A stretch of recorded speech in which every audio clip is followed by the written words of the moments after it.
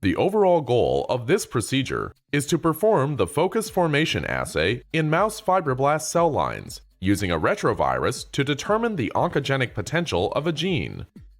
This is accomplished by first cloning the sequence for the gene of interest into a retroviral vector. The second step is to produce retroviral particles using the viral vector and Plat-E packaging cells. Next, the retrovirus is used to infect NIH3T3 mouse fibroblast cells in order to assess the transforming potential of the gene of interest. The final step is to allow the NIH3T3 cells to divide for 2 to 3 weeks, followed by crystal violet staining to quantify the number of foci formed.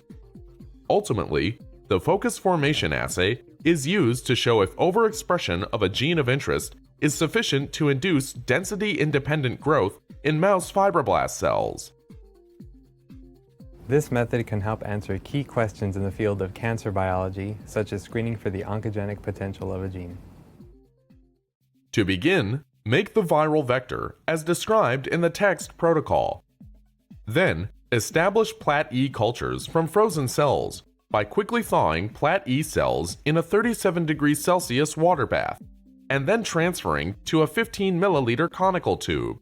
Slowly add 9 milliliters of Plat-E medium to the 15 milliliter conical tube. Centrifuge the tube at 180 times G for 5 minutes and discard the supernatant. Resuspend the cells with 10 milliliters of Plat-E medium and transfer to a 10 centimeter culture dish. Then, incubate the cells in a 37 degrees Celsius, 5% CO.